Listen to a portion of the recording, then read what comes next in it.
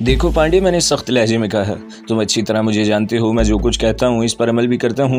मैं तुम्हें सिर्फ 2 मिनट देता हूँ। इस अरसे में तुम खूब अच्छी तरह समझ लो कि तुम्हें मरना है या जिंदा रहना है। मैंने इसकी गर्दन छोड़ दी मगर इसके सीने से नहीं हटा।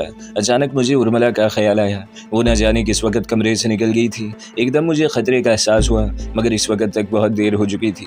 कोई सर्द आवाज़ में बोला, हैंड्स अप। बस महाराज, अब तुम्हारा खेल ख़त्म हो गया। हाथ सर पर रखो और खड़े हो जाओ। मैंने दोनों हाथ सर पर रखे और आहिस्ता आहिस्ता खड़ा हो गया। दरवाजे के पास अधेड़ उम्र और मजबूत तनतोश का एक शख्स खड़ा था। इसके हाथ में रिवॉल्वर था। इसके साथ ही अधेड़ उम्र की एक औरत के साथ उर्मिला खड़ी थी। मुझे ये समझने में देर न लगी कि वो शख्स मोहन है। मौका पाते ही उर्मिला अपने बाप को बुला लाई थी। विनोद पांडे पागलों की तरह हंसने लगा और बोला, बेचारा कामरान, इसने पाकिस्तान से लेकर यहाँ तक मेरा पीछा किया है। न जाने कितनी बार मौत की आंखों में आंखें डाली हैं, कितने लोगों को कत्ल किया है, मगर हासिल क्या हुआ? कुछ भी नहीं। इसने झुककर मेरा रिवॉल्वर उठा लिया और बोला, वैसे असूल तो ये कहता है कि अब हम दोनों में से किसी एक को मरना चाहिए। अब तुम खाली हाथ हो और मेरे हाथ में रिवॉल्वर है तो जाहिर है कि तुम्हें मरना होगा। इसने रिवॉल्वर एकदम मुझ पर तान लिया। मैं खुद भी इस आंख मचोली से तंग आ गया हूँ। नहीं मिस्टर मेहरा, मोहन चीख कर बोला, कानून को हाथ में मत लें, इसे पुलिस के हवाले कर दें। आप समझते नहीं हैं इंस्पेक्टर मोहन। विनोद पांडे चिल्लाकर बोला, ये हरामजादा जब तक जिंदा रहेगा मुझे खुल के काम करने का मौका नहीं मिलेगा। मैं इसे जिंदा नहीं छोड़ सकता। मेरे घर में ये गैर कानूनी हरकत नहीं होगी। मोहन पूरी कुव्वत से चीखा। विनोद पांडे ने चौंक के मोहन की तरफ देखा।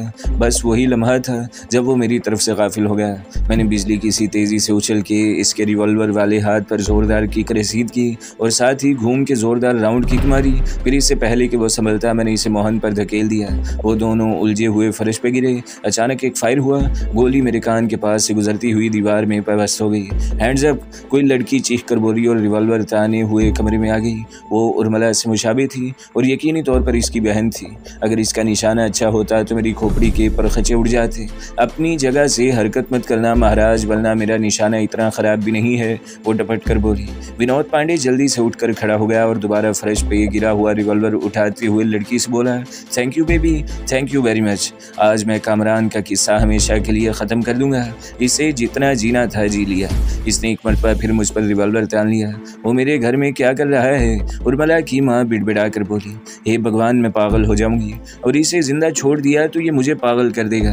विनोद पांडे हंस कर बोला, हैंड्स अप। दरवाजे के पास से एक गरजदार आवाज़ सुनाई दी, कोई अपनी जगह से हरकत न करे। मैं मारे खुशी से उछल पड़ा क्योंकि वो आवाज़ तैमूर की थी। वो बहुत मुनासिब मौके पर आया था। मैं फुर्ती से फर्श पर गिर गया। इसी वक्त जोरदार धमाका हुआ और गोली दीवार में पेवस्त हो गई। मैंने विनोद पांडे को रिवॉल्वर सीधा करते देख लिया था, वरना इसकी चलाई हुई गोली मेरे सीने में पेवस्त हो जाती। जवाबी तौर पर तैमूर ने फायर किया मगर गोली उचट गई। मेरा ख्याल था कि तैमूर ने जानबूझकर गलत निशाना लिया है। वो विनोद पांडे को मारना नहीं चाहता था। विनोद पांडे भी फुर्ती से ज़मीन पर गिर गया। इसने एकदम बल्ब पर फायर कर दिया। वहाँ एकदम अंधेरा छा गया। मैं विनोद पांडे की तरफ झपटा मगर वो जैसे उड़ता हुआ दरवाजे से बाहर निकल गया। फिर तैमूर ने चीख कर कहा, रुक जाओ वरना मैं गोली मार दूंगा। फिर लगातार 2 फायर हुए। मैं झपट कर बाहर निकला और जल्दी से बोला, ये मैं हूँ तैमूर, फायर मत करना। ये कहते हुए मैंने कमरे का दरवाज़ा बाहर से बंद कर दिया। फिर मैं ठंडा सांस लेकर बोला, अब यहाँ से निकल चलो। फायरिंग की आवाज़ सुनकर किसी मोहल्ले वाले ने पुलिस को फ़ोन कर दिया होगा और पुलिस आने वाली होगी, मगर वो निकल गया। मैंने शिकस्त खुर्दा लहजे में कहा, आओ फिर चलें। तैमूर ने कहा और दोनों छिपकली की तरह रेंगते हुए बाहर निकल गए। इस बात का भी इम्कान था कि विनोद कहीं घात लगाए बैठा हो और मुझे देखते ही गोली मार दी। हम लोग जो ही गली के सिरे पर पहुंचे, दूसरी तरफ से पुलिस की जीप गली में दाखिल हुई। हम तेज़ी के साथ वहां से निकल आए। ये तो वाकई बहुत बुरा हुआ, ग्लोरिया ने कहा। मैं घर पहुंचने के बाद ग्लोरिया और कांता को बता चुका था कि शिकार हमारे हाथ से निकल गया। कांता बगैर कहे कॉफ़ी बना लाई थी और इस वक्त मैं और तैमूर कॉफ़ी पीकर थकन उतार रहे थे। मगर मैं भी इसे नहीं छोड़ूंगा। मैंने मुट्ठियाँ भींच कर कहा, इसे ज़मीन की तह में से खोद कर निकाल लूँगा। इस कमबख्त का तो कोई सुराग भी नहीं है हमारे पास। तैमूर ने कहा, वो कहीं ये मुल्क ही न छोड़ दे। वो जहाँ जाएगा मैं साई की तरह इसका पीछा करूँगा। मैंने फैसला कुन लहजे में कहा, ये और बात है कि वो तंग आकर दुनिया ही छोड़ दे। ये जो डीसीपी हमने पकड़ा है मुमकिन है इससे कोई क्लू मिल जाए। तैमूर पुरख्याल अंदाज में बोला, मुमकिन है इसके पास विनोद पांडे के बारे में कोई इतला हो। पुलिस के पास इसका रिकॉर्ड तो ज़रूर होगा। ठीक है, सुबह इसे भी कुरेद लेंगे, ग्लोरिया ने कहा। सुबह होने में भी बहुत देर है, मैंने जवाब दिया। इस अरसे में तो विनोद पांडे कहीं से कहीं पहुंच जाएगा। ये कहकर मैं उठ खड़ा हुआ और तैमूर को पीछे आने का इशारा किया। चलो मैं भी चलती हूँ, कांता ने कहा। मैं भी तो देखूँ कि आप लोग पूछगछ किस तरह करते हैं। ये सरदार जी कहाँ चले गए, मैंने ग्लोरिया से पूछा। सरदार जी की तबीयत ठीक नहीं थी, कोई टैबलेट लेकर अभी सोने के लिए गए हैं। हम लोग तहखाने में जा रहे थे, यहाँ का ख्याल रखना तुम। इसका जवाब सुने बगैर मैं तहखाने की तरफ बढ़ गया। DCP सो रहा था मगर आहट सुनकर बेदार हो गया। कमरे में नाइट बल्ब रोशन था। तैमूर ने आगे बढ़कर ट्यूबलाइट ऑन कर दी। DCP पलके झपकाने लगा। मैंने आहिस्ता से कहा, विनोद पांडे हमारे हाथ से निकल गया है। तुम इसके बारे में कुछ जानते हो? तुम तो मुझसे ज़्यादा वेल इन्फॉर्म्ड हो, मैं भला क्या बता सकता हूँ। मेरी मालूमात गलत भी तो हो सकती हैं। फिर इसकी फैमिली बैकग्राउंड के बारे में कुछ नहीं जानता मैं। विनोद पांडे की तफसीलात तो मेरे पास भी नहीं है। वो कुछ सोच कर बोला, ये हो सकता है कि इसका रिकॉर्ड किसी और नाम से हमारे पास हो। हाँ, ये हो सकता है, मैंने कहा। वो हर कदम पर तो अपना नाम बदल लेता है। फिर मैं चौंक कर बोला, इसकी कई तस्वीरें हैं मेरे पास, हो सकता है वो तस्वीरें देखकर तुम इसे शनाख्त कर लो। हाँ, ये हो सकता है, इसने जवाब दिया। मैंने जेब में हाथ डालकर अपना पर्स निकाला और इसमें से विनोद पांडे की तस्वीरें निकाल कर DCP को दे दी। पहली तस्वीर देखते ही वो चौंक उठा और बेख्तियार बोला, ये तो हरिया है। कौन हरिया, मैंने पूछा। बम्बई बैंक डकैती का सरगना, DCP ने जवाब दिया। इसके तीनों साथी पकड़े गए थे मगर ये हाथ नहीं आया था। सारी रकम भी इसी के पास थी। फिर दिल्ली के सराफा बाजार में जो डकैती हुई थी वो भी इसी ने की थी। इसके क्रेडिट पे 9 से ज़्यादा कत्ल और बेशुमार डाके हैं। फिर ये काफ़ी अरसे के लिए गायब हो गया। मालूम हुआ कि पाकिस्तान में है। वहाँ इसने 2-4 ऐसे काम किए कि हुकूमत ने इसे रॉ में रख लिया, मगर ये वहाँ 2 माह से ज़्यादा नहीं टिक और रॉ को भी डबल क्रॉस कर दिया। ये तो मैं भी जानता हूँ। इसके फैमिली बैकग्राउंड के बारे में बताओ। ये दिल्ली के नज़दीक एक गाँव का रहने वाला है। दुनिया में माँ, बहन और मामों के अलावा इसका कोई रिश्तेदार नहीं। अभी तक शादी भी नहीं की इसने। इसने कई बरस यूरोप और अमेरिका में गुजारे हैं। वहीं इसने ब्लैक बेल्ट हासिल की है। इसका निशाना बहुत ज़बरदस्त है। और कुछ, इसकी माँ और बहन गांव में क्यों रहती हैं? गांव में इसकी ज़मीनें हैं, इनकी देखभाल इसके मामू करते हैं। फिर हरिया कई दिन, कई हफ्तों तक घर से गायब रहता है। गाँव में तो मामू इसकी माँ और बहन का ख्याल रखते हैं, शहर में कौन ख्याल रखेगा? इसके गाँव का नाम क्या है, मैंने पूछा। शांतिपुर, इसने जवाब दिया। थैंक यू DCP साहब, मैंने जवाब दिया। अगर आप यूं ही हमसे कोऑपरेट करते रहे तो हमारी तरफ से भी आपको बिल्कुल शिकायत नहीं होगी। ये कहकर मैं उठ खड़ा हुआ। Wish you good luck and good night, मैंने हंस कर कहा और तहखाने से बाहर आ गया। तैमूर और कांता भी मेरे पीछे पीछे बाहर निकल आए। मैंने तैमूर से कहा, चलने की तैयारी करो, हमें अभी निकलना होगा। मुझे भला क्या तैयारी करना है, तैमूर ने सर से पांव तक अपना जायजा लेते हुए कहा। लेकिन अगर हम सुबह निकले तो ज़्यादा मुनासिब होता है। इस वक्त निकलने का फ़ायदा भी क्या होगा? ग्लोरिया और कांता एक ही कमरे में थी। मैंने दरवाजे पर दस्तक दी तो कांता ने दरवाज़ा खोला। ग्लोरिया सोने की तैयारी कर रही थी। तुमने ग्लोरिया को बता दिया कि हम लोग दिल्ली जा रहे हैं, मैंने पूछा। मैं अभी आई थी कमरे में, मुझे ग्लोरिया से बात करने का मौका ही नहीं मिला। आवाज़ ही सुनकर ग्लोरिया वहीं आ गई और बोली, क्या प्रॉब्लम है? प्रॉब्लम तो कुछ नहीं है, हम लोग दिल्ली जा रहे हैं, मैंने हंस कर कहा। मैं भी तुम्हारे साथ चलूंगी, कांता ने कहा। नहीं कांता, मैंने कहा, हम वहाँ सैर व तफरी के लिए नहीं जा रहे। कुछ भी हो, कांता ने जिद्दी बच्चे की तरह कहा, मैं तुम्हारे साथ ही चलूंगी। अरे यार, ये लड़की तो जान को आ गई है, मैंने तैमूर से पंजाबी में कहा। क्या कह रहे हो? कांता मुंह बनाकर बोली। मैं कह रहा हूँ कि सिवाय कांता के मेरे साथ कोई नहीं जाएगा। क्या बात है? ग्लोरिया ने पूछा, क्योंकि बातचीत उर्दू में हो रही थी। एक तो तर्जमा करके मैं खर्च हो जाऊंगा, मैंने पेशानी पे हाथ मारते हुए कहा। ऐसा करो, ग्लोरिया और कांता दोनों को साथ ले लो, तैमूर ने तजवीज़ पेश। बल्कि साथ लेना भी क्या, इन्हीं दोनों को जाने दो, मैंने तंजिया लहजे में कहा। एक ग्लोरिया चहक कर बोली, मैं देख रही हूँ कि जब से तुम यहाँ आए हो खुद को न जाने क्या समझने लगे हो। मुझे चैलेंज मत करो वरना मैं अकेली चली भी जाऊँगी। अरे यार, मैं कब चैलेंज कर रहा हूँ, मैंने झिंझला कर कहा। मैं भाग कर बहुत थक गया हूँ। अब मैं वहाँ तफरी करने तो नहीं जा रहा था कि ये मौसूफ़ा भी बच्चों की तरह जाने की जिद करने लगी। परेशानियां पहले ही क्या कम है, मैं इन बिखेड़ों में भी उलझा रहूंगा। फिर मैंने तैमूर से कहा, ऐसा करो, तुम चले जाओ विनोद पांडे के गांव, मैं पहले केके से निपटूंगा और कांता को वहां छोड़ने के बाद ही कोई दूसरा काम करूंगा। मैं तुम्हारे लिए ऐसे ही बोझ बन गई हूँ तो चली जाती हूँ यहाँ से, कांता गलोगीर लहजे में बोली। मैं भुन्ना के इसकी तरफ पलटा और सर्द लहजे में बोला, देखो कांता, मैंने बाबा से एक वादा किया था कि तुम्हारी हिफाजत करूंगा, मगर इसका मतलब ये नहीं कि मैं खुशामद करके तुम्हारी हिफाजत करूंगा। तुम जाना चाहती हो तो शौक से जाओ, तुम ना तो बच्ची हो ना पागल, जो कुछ भी करोगी सोच समझ कर करोगी। इस सूरत में अपने वादे पर कायम रहना मेरे लिए बहुत मुश्किल होगा। कांता हैरत से मुझे देखती रह गई। मैं रोज़ रोज़ की इस झकझक से तंग आ गया था। कांता ने इससे पहले तो मेरा ये रूप देखा ही नहीं था। वो चंद लम्हे टिकटिकी बांधे मुझे घूरती रही रही, फिर बिलक बिलक कर रोने लगी। मैंने इसे रोने दिया। कामरान, ग्लोरिया बिफर कर बोली, तुम्हें कांता से इस लहजे में बात नहीं करना चाहिए थी। इसकी तौहीन करने का तुम्हें कोई हक नहीं है। मेरी खोपड़ी एकदम उलट गई। मैं चीख कर बोला, ग्लोरिया, मैं यहाँ ताजमहल देखने या शिमला की सैर करने नहीं आया हूँ। मेरी ज़िंदगी का एक एक पल मौत के साए में गुजर रहा है।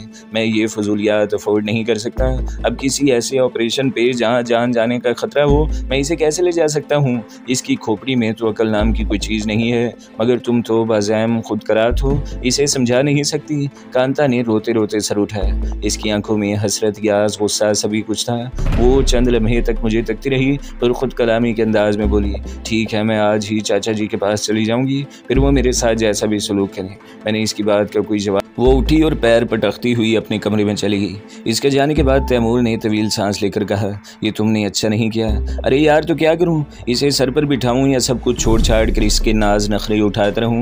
मैं फिर बुन्ना गया। ये तुम इतने चिड़चिड़े क्यों हो रहे हो? ग्लोरिया ने कहा। मैं चिड़चिड़ा क्यों हो रहा हूँ? मैंने कहा, इसलिए कि फजूलियात में ज़ाया करने का वक्त नहीं है मेरे पास। अब यही देख लो कि हम कोई काम की बात करने के बजाय कांता पर डिस्कस कर रहे हैं। मैंने जो 1000 मील सफ़र किया है वो किसी हिंदू हसीना के लिए नहीं तय किया। मेरे लिए विनोद पांडे और वह दस्तावेज़ात ज़्यादा अहम हैं। तो तुम हमें क्या सुना रहे हो? ग्लोरिया भी बिफर गई। हम यहाँ क्यों आए हैं? क्यों इतना बड़ा रिस्क लिया है? मैंने और तैमूर ने। क्या हमें किसी विनोद पांडे की तलाश थी? हम लोग सिर्फ और सिर्फ तुम्हारे लिए आए हैं, सिर्फ तुम्हारी खातिर। मगर तुम इन बातों को क्या जानो? तुम तो बेहिस हो चुके हो। तुम्हारे जज्बात मुर्दा हो गए हैं। हथियारों से खेलते खेलते तुम गोश्त पोस्ट के इंसान नहीं रहे।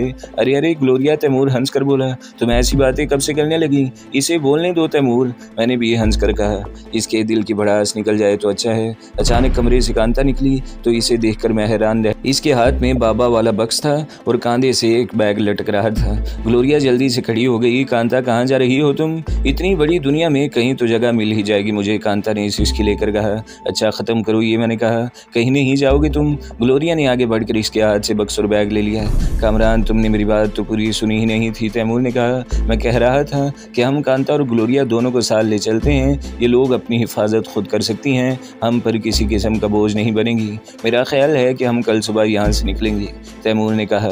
इस वक्त तक सूरत हाल कुछ वाज़ेह हो जाएगी। यूं भी रात में हम लोग कहीं भटक सकते हैं। चलो यूं ही सही, मैंने कहा। दूसरे दिन तैमूर गाड़ी का बंदोबस्त करने चला गया क्योंकि सरदार जी की गाड़ी ठीक नहीं थी। यूं हम दूसरे दिन भी शाम के वक्त वहाँ से निकल सके। गाड़ी तेज़ रफ्तारी से उड़ी जा रही थी। ड्राइविंग सीट पर ग्लोरिया थी, इसके साथ तैमूर बैठा था। वही इसे रास्ता बता रहा था। मैं और कांता अकबी नशिस्त पर थे। वो मुझसे कुछ खिंची खिंची सी थी। मैंने भी बात नहीं की। मेरे जहन पर तो इस वक्त विनोद पांडे सवार था। मेरी छठी हिस्स कह रही थी कि वो ज़रूर अपने गाँव ही गया है। मेरा अंदाज़ा था कि हम सुबह 7 और 8 बजे के दरमियान शांतिपुर पहुँचेंगे। इसलिए मैंने ग्लोरिया से ड्राइविंग करने को कहा था कि वो बहुत ज़बरदस्त ड्राइवर थी और गाड़ी को इंतहाई तेज़ रफ्तारी से दौड़ाने के बावजूद अपने कंट्रोल में रखती थी। मैं खुद ड्राइविंग करने के मूड में नहीं था। मैंने ग्लोरिया से ड्राइविंग करने को कहा था कि थक जाओ तो स्टीयरिंग तैमूर के हवाले कर देना। रवानगी से पहले मैंने सरदार जी को अच्छी तरह समझा दिया था कि कैदी को किसी भी कीमत पर न छोड़ें और इसके खाने पीने का ध्यान रखें। फिर शायद तैमूर को ऊँग आ गई थी। कांता भी ऊँग रही थी। अचानक ग्लोरिया ने गाड़ी रोक दी। गाड़ी के पहिए स्क्रैचिंग करते हुए रुक गए थे। झटके के बायस तैमूर का सर डैशबोर्ड से टकरा गया। मैं और कांता आगे वाली सीटों से टकराए, मगर कोई खास चोट नहीं आई। क्या बात है ग्लोरिया, मैंने पूछा। रोड के ऐन दरमियान में कोई शख्स पड़ा हुआ है, न जाने वो जिंदा है या मर गया है। गाड़ी को रिवर्स करो, तैमूर जल्दी से बोला। मेरी छठी हिस्स किसी खतरे की निशानदेही कर रही थी। ग्लोरिया ने पीछे नजर दौड़ाई। सड़क दूर दूर तक सुनसान थी। इसने फुर्ती से रिवर्स गियर लगाया और एक्सीलेटर दबाया। वो गाड़ी को रिवर्स गियर में भी यूं दौड़ा रही थी जैसे रिवर्स गियर में ड्राइविंग का मुकाबला हो रहा है। गाड़ी को रिवर्स गियर में तकरीबन 2 फर्लांग तक दौड़ाने के बाद ग्लोरिया ने ब्रेक लगा दिया। फिर ग्लोरिया ने बरकर रफ्तारी से यू टर्न लिया और गाड़ी को वहशियाना अंदाज में दौड़ाने लगी। मैंने घूम कर देखा, मगर रोड पे मुझे कोई लाश या जख्मी नजर नहीं आया। किसी भी ज़रूरत के तहत मैंने एक ताकतवर दूरबीन भी ले ली थी सरदार जी से। वो दूरबीन गाड़ी की सीट पर ही पड़ी थी। मैंने दूरबीन से रोड का जायजा लिया। मुझे सब कुछ वाज़ेह दिखाई दे रहा था। वो शख्स अभी तक सड़क पर तस्वीर हैरत बना पड़ा था। फिर इस शख्स को उठते देखकर मैं बुरी तरह चौंक उठा। अचानक मैंने जंगल की जानिब से एक जीप को सड़क पर नमदार होते देखा। मैंने घबरा कर आंखों से दूरबीन हटा दी। वो जीप बहुत फासले पर थी, मगर गोली की रफ्तार से हमारी तरफ आ रही थी। दरमियानी फासला बहुत तेज़ी से घट रहा था। मैंने एक मरतबा फिर दूरबीन आंखों से लगा ली। मुझे जीप में बैठे लोग दिखाई दे रहे थे। हालांकि इस वक्त अंधेरा था, मगर इनके हियोलों से मुझे अंदाज़ा हो रहा था कि इनके सिरों पर पगड़ियाँ थीं और शानों से राइफलें लटक रही थीं। अचानक हल्का सा एक धमाका हुआ और गाड़ी लड़खड़ाने लगी। ग्लोरिया ने मुँह ही मुँह में कुछ कहा और गाड़ी सड़क के किनारे रोक दी। किसी भी मुमकिन खतरे से निमटने के लिए मैंने रिवॉल्वर निकाल लिया। तैमूर और ग्लोरिया के हाथों में भी मुझे रिवॉल्वर नजर आ रहे थे। जीप झनाके से तेजी से हमारे नज़दीक आ रही थी। फिर वो हमारी गाड़ी के बिल्कुल नज़दीक आकर रुक गई। अब अंधेरे के बावजूद मुझे साफ दिखाई दे रहा था। जीप में से खौफनाक चेहरे वाला एक आदमी नीचे उतरा। इसने धोती और लंबा कुर्ता पहन रखा था। दाढ़ी मूंछें झाड़ झंकाड़ की तरह बड़ी हुई थी। इसके हाथ में खासी ताकतवर टॉर्च थी, जिसकी रोशनी में मुझे इसका भयानक चेहरा नजर आ रहा था। इसकी सुरख सुरख आंखों से वहशत सी टपक रही थी। वो लंबा तड़ंगा और मजबूत हाथ पैरों का मालिक था। इसने डपट कर कहा, बाहर निकलो तुम सब। इसके अंदाज़े तखातुब पर मुझे गुस्सा आ गया और मैं बिफर कर बाहर निकल आया। क्या बात है पहलवान? मैंने इसकी आंखों में आंखें डालकर तहकीर अमेज़ लहजे में पूछा। अभी ये खिलौना जेब में रख ले। वो डपट कर बोला, हमारा पीछा करने का मकसद बताओ। मैं भी सख्त लहजे में बोला, अब ये हमसे ज़ुबान लड़ाता है, हमारे सामने ऊंची आवाज़ में बात करता है। ये कहकर इसने उल्टा हाथ घुमा दिया। मैंने एकदम इसका हाथ पकड़ लिया और जहरीले लहजे में बोला, अपने हाथों को काबू में रखो, वरना दोबारा मैं सिर्फ पकड़ूंगा नहीं बल्कि तोड़ दूंगा। फ़ौरन कई राइफलों के लोड होने की आवाज़ सुनाई दी। इसके साथियों ने राइफलें मुझ पर तान ली थी। खौफनाक चेहरे वाले ने हाथ के इशारे से इन्हें रोक दिया और हंस कर बोला, यार लड़का तो जीदार दिखाई पड़ता है, शायद ये मुझे जानता नहीं है। फिर वो मुझसे मुखातिब हुआ, बड़ा जोर है तुझ में, मेरा हाथ तो पकड़ता है। मैंने हाथ पकड़ा तो जीवन भर के लिए टुंडा हो जाएगा। अचानक कांता गाड़ी से बाहर निकल आई और चीख कर बोली, जग्गू काका। इसने हैरत से कांता को देखा, फिर चीख कर बोला, कांता तू कहाँ चली गई थी बेटा? मैं समझ गया कि वही जग्गू डाकू है जो बाबा की मदद करता था। इसे देखकर कांता रोने लगी। रोती क्यों है बेटा? फिर वो चौंक कर मुझसे बोला, इस लड़की को कहाँ से उठा कर लाए हो बाबूजी? जग्गू काका ये कामरान है। और अच्छा तुम हो कामरान? इसने टॉर्च की रोशनी बराह रास्त मेरे चेहरे पर डाली। मेरी आंखें चुंधिया गई। फिर जग्गू कुछ सोच कर बोला, धर्मू तुम लोग इस गाड़ी का टायर बदल कर लाओ, हम वापस जा रहे हैं। जग्गू मुझसे मुखातिब हुआ, आओ कामरान मेरे साथ, मैं तो बहुत दिन से तुम्हारी तलाश में था, तुमसे मिलना चाहता था। मैं ज़रूर तुम्हारे साथ चलता जग्गू, मगर इस वक्त मैं बहुत ज़रूरी काम से शांतिपुर जा रहा हूँ। शांतिपुर? जग्गू ने पुरख्याल अंदाज में दोहराया। वो गाँव यहाँ से ज़्यादा दूर नहीं है, मगर मैंने तो सुना था कि वो गाँव यहाँ से काफ़ी दूर है। तुमने सरकारी नक्शा देखा होगा, सड़क के रास्ते, वाकई दिल्ली यहाँ से काफ़ी दूर है। नया आदमी पहले दिल्ली जाता है, फिर वहाँ से देहात की तरफ निकलता है। ये शॉर्टकट सिर्फ यहीं के लोग जानते हैं। अगर यहाँ से खेतों खेत हम निकल जाएं तो पैदल 2 घंटे के अंदर वहाँ पहुँच सकते हैं। ये चक्कर मेरी समझ में नहीं आ रहा है। मैंने सर झटक कर कहा, यूँ समझे कि इस वक्त हम घोड़े की नाल के एक सिरे पर खड़े हैं। नाल के ऊपर वाले हिस्से में दिल्ली है और दूसरे सिरे पर शांतिपुर। अगर ये पूरा फासला तय किया जाए तो गाड़ी में भी कम से कम 5 घंटे लगें। अब अगर हम नाल के एक सिरे से दूसरे सिरे पर चले जाएं तो वक्त बहुत कम लगेगा। बस बीच का रास्ता हमें पैदल, घोड़े या जीप के जरिए तय करना होगा। फिर वो मुस्कुरा कर बोला, अपने दोस्तों को भी बुला लो, बाकी बातें हम घर जाके करेंगे। अब हम लोग चलते हैं। मैंने उठने की कोशिश की। जग्गू के डेरे पर पहुंच के हमने चाय पी थी और इसे मुख्तसरन बाबा के बारे में बताया था। मेरा ख्याल है कि तुम लोग कुछ ठहर कर जाओ, जग्गू ने कहा। रात के वक्त किसी गाड़ी में जाना खतरे से खाली नहीं होता। खूनखार कुत्ते मिनटों में तिक्का बोटी कर देते हैं। जब तक हम वहाँ पहुँचेंगे उजाला हो चुका होगा। मैंने कहा, मैं जल्द से जल्द विनोद पांडे के गाँव पहुँचना चाहता हूँ। वहाँ पहुँचने में मुश्किल से आधा घंटा लगेगा। अगर पैदल सफ़र करना पड़ा तो ज़्यादा वक्त लग सकता है। मैंने कहा, हमारे साथ लड़कियाँ भी हैं, तो क्या तुम लड़कियों को भी ले जा रहे हो? जग्गू ने हैरत से पूछा। वो आम लड़कियों से बहुत मुख्तलिफ हैं, मैंने जवाब दिया। फिर वहाँ 2 से ज़्यादा आदमियों की ज़रूरत भी पड़ सकती है। इसकी तुम चिंता मत करो, जग्गू हंस कर बोला। मैं चलूँगा ना तुम्हारे साथ। फिर हमारे लाख मना करने के बावजूद जग्गू नहीं माना। मजबूरन कांता और ग्लोरिया को वहीं छोड़ना पड़ा। मैंने ग्लोरिया को अच्छी तरह समझा दिया था कि मोहतात रहे, इन लोगों से ख़तरा तो कोई नहीं था, मगर एहतियात अच्छी चीज़ होती है। जग्गू के आदमी हमारी गाड़ी भी ले आए थे, मगर जग्गू ने जीप ही को तरजीह दी। जब हम शांतिपुर के लिए रवाना हुए तो सुबह काजिब का धुंधलका फैला हुआ था। स्टीयरिंग पर जग्गू खुद था, मैं इसके बराबर में बैठा था। पिछली सीटों पर तैमूर और जग्गू के 2 आदमी थे। हम सभी असले से पूरी तरह लेस थे। जीप ऊंचे नीचे रास्तों पर उछलती कूदती आगे बढ़ रही थी। सरदार जग्गू, तुमने एक बात तो बताई ही नहीं, मैंने हंस कर कहा। वहाँ तुम किसकी घात लगाए बैठे थे और तुमने हमारा पीछा क्यों किया था? वो जग्गू हंस कर बोला, हमने असल में पुलिस कमिश्नर के लिए जाल फैलाया था। इसके पास भी इसी रंग और मॉडल की गाड़ी है। जब तुम लोग वापस भागे तो मैंने भी तुम्हारा पीछा किया। शुक्र करो कि मेरा इरादा पुलिस कमिश्नर को मारने का नहीं था, वरना मैं तुम्हारी गाड़ी पर फायरिंग शुरू कर देता।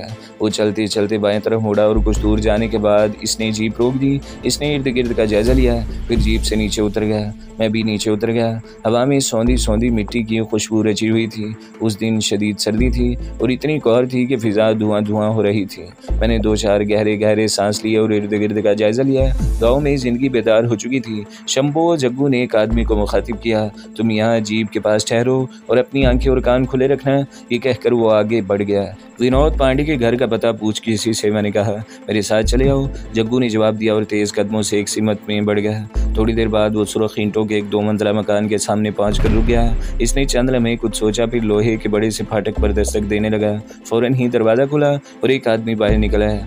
कौन है भैया? इसने बारी बारी हम चारों का जायजा लिया। सेठ जी से कहो कि जग्गू आया है, इसके लहजे में हुक्म था। मुलाजिम फौरन अंदर चला गया। इसने वापसी में ज़्यादा देर नहीं लगाई, शायद वो भागता हुआ आया था। इसका सांस बुरी तरह फूला हुआ था। इसने हाँफते हुए कहा, अंदर चलिए सरकार, सेठ जी आपको बुला रहे हैं। हम अंदर दाखिल हुए तो लंबी रविश के आखिरी सिरे पर ढेर उम्र का एक बावकार शख्स खड़ा दिखाई दिया।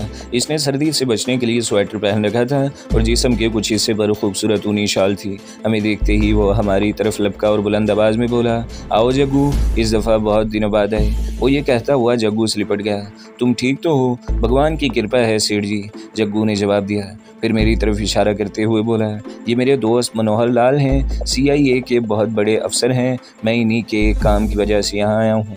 सेठ जी ने दोनों हाथ जोड़कर मुझे सलाम किया, फिर बोले, मनोहर जी, मुझे आपके काम आके खुशी होगी। आइए अंदर चलिए, कुछ जलपान कर लें, फिर काम की बात भी हो जाएगी।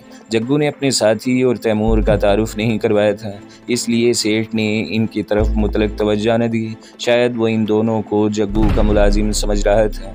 तो दोस्तों, अगली किस्त सुनने के लिए हमारे चैनल को ज़रूर सब्सक्राइब करें, वीडियो को लाइक करें और बेल के आइकन पर भी क्लिक कर दें ताकि हर जो आने वाली वीडियोज़ हैं वो आपको सबसे पहले मिलती रहें।